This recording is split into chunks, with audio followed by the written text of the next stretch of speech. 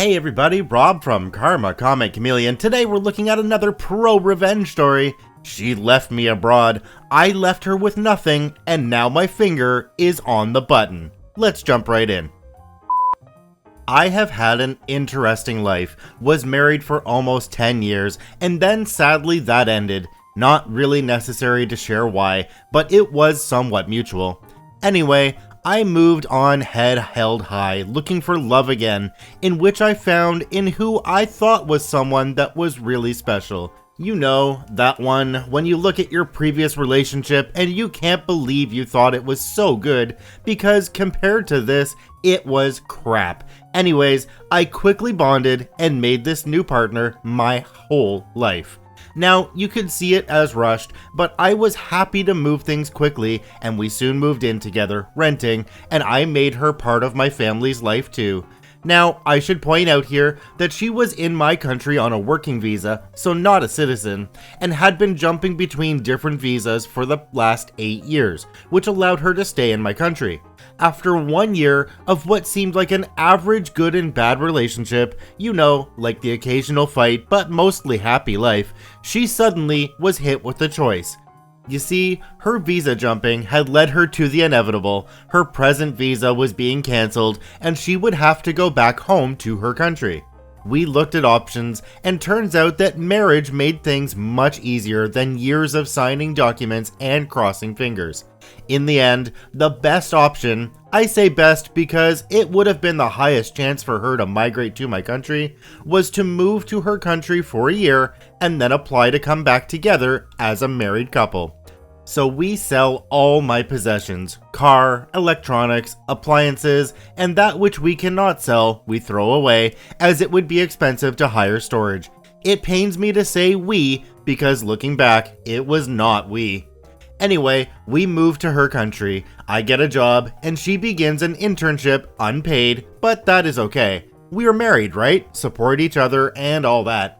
Although we already got legally married in my country, we have a wedding in her country. Now this is where it comes apart. The months leading up to the wedding were bad. There is no sugarcoating way to put this, but I was physically abused by her. I'm not a small person, but I'm not violent in any way, and sometimes she would scream about the smallest thing. Often, if I stood up for myself pointing out her mistake, she would yell, hit me, and even smash things like plates or lamps over my head as I cowered in the corner, begging her to leave me alone. I was stuck. I don't know why I stayed. I'm an idiot for not leaving during those times. Perhaps I was afraid of the pain of a divorce again. Anyway, at the wedding in her culture, you get money from guests. 150 odd guests. I know now it was around $10,000. The moment the wedding finishes, she has to go see friends. That's right, on our honeymoon. I spend the night alone. The next day, we had an organized trip with my relatives. She arrives late and then proceeds to say that she actually doesn't love me at all and wanted to wait until we came to her country to get the wedding money before leaving. And with that, leaves. She ruins my relative's holiday and obviously my heart. Now, I could go on, but let's get the rest of the points here so I can get to the revenge parts. She gives me 3 weeks to leave the property.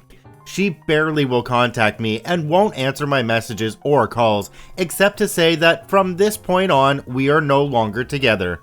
Everything is in her name. As I don't speak the language in her country, she took all the wedding money.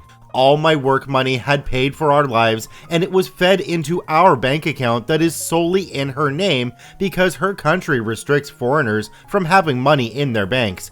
I had given up everything for this life. In her 1 or 2 replies, she insults my mother and family, who did nothing but accommodate her life. This part is a bit pathetic, but I tried to get her back. I even made a video, I'm pretty good at editing, that showed like a scrapbook of our time together with my one single take 10-minute narration and pleading for her to just come home. Nothing. Revenge time. As I mentioned, she decided to not contact me or answer any of my attempts to contact her. She left our rented property and was not coming back.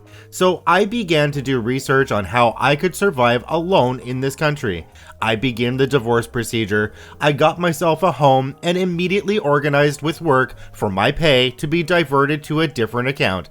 I got everything new put in my name, nothing of mine to be connected to her. I then proceeded to stockpile groceries on our joint card. I say joint, but as I mentioned, it is only her name on the card. I managed to rack up about $800 before the card is cancelled. Actually pretty hard to do in this country too, as things are so cheap, but if I tried to buy expensive things, it would have needed a confirmation code from her linked phone. I find a new home and begin packing my things, sorting what was mine, hers, joint. Wait, what was I thinking? F her. This expensive woman's makeup? Mine. This expensive female designer handbag? Mine. Everything from electronics to toiletries was mine, and I literally packed up the entire house and put it in my new place. She was going to not be an adult about separation, then why should I? And you better believe I kept both of our rings too. I'll add, as to avoid questions, that we both aren't into wearing jewelry, so our rings sit on a display.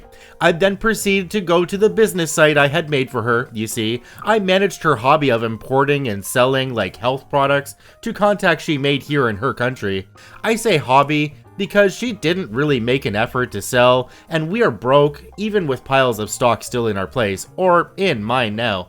Well, no more. I began erasing and closing the site, but first I reimbursed the clients that I could with her link details. The site is now gone completely, and all emails and contact associated with it had passwords changed and locked. Oh, and the rental apartment? Well, I may have taken an item or two that was the landlord's property, but hey, not my name on the lease. She did not take this well, but she could do nothing as she had set herself up for this kind of reaction and had to just accept defeat. Now this is where it goes really interesting. You see, while we were together, I learned a little about her history. Now, as mentioned, she was jumping around on visas in my country, and when I had met her, she had been living in my hometown for about a year. So this meant, including the time with me, that around 3 years total she was in my hometown. Now before that, she rented a place in another city. When she came to my hometown, she was subletting the place. I don't know if your country allows subletting, but mine does not. More interestingly, this subletting was more than the rent was to her, so she was making an income on this. I was only vaguely aware of this and told otherwise during our time together. So fast forward to present again. While packing all the stuff to my new place, I noticed she left an iPad logged in. I opened her email and found multiple emails from my country about her failure to pay rent on properties under her name and that it was going to court. I am now faced with a big button that I can press, but I'm not sure what the fallout will do to me. You see, because of signing everything together, I now hold evidence that she was subletting for at least 3 years, had rental income that was in cash as well, and lied on her tax returns for at least 3 years, also claiming low income due to cash in hand payments. All in all, around $50,000 in owed tax, and from what I've heard, could be jail time too. I have the email contact from the firm wanting to prosecute her. I have the documents to show everything from the fraud to the subletting, profit and cash payments, but my crossroad is that I'm currently in a country where, as a foreigner, I have no rights, and I really want to stay here at least another year. My visa expires in 2. I was happy with taking the everything and leaving an empty house for her to walk into, but after reading the emails, I don't know if I will hurt myself by turning her in, especially as even though separated, I'm not completely divorced until next year. I mean, after what had happened, at least we are both walking away defeated, but okay, I'm gonna take a month to think about what I will do, and I'm gonna ask legal aid what they recommend, currently finding where I can sell the rings and some other junk, waiting for my brain to decide, and until then, my finger is on the button, and I'll update if I press it, even if it nukes us both. OP, it sounds to me like you had no knowledge of this happening. You had no participation in any criminal acts. I think you should turn her in. The only problem you might run into now is that she's in a completely different country, and they may not help with the process. I want to thank OP for posting this story to the ProRevenge subreddit. You can visit them at the links in the description below. Please go there and give them an upvote. Once again, this is Rob from Karma Comic Chameleon saying thanks for watching. If you enjoyed the video, please hit that subscribe button, drop a like, and share it with your friends, and we'll see you in the next one.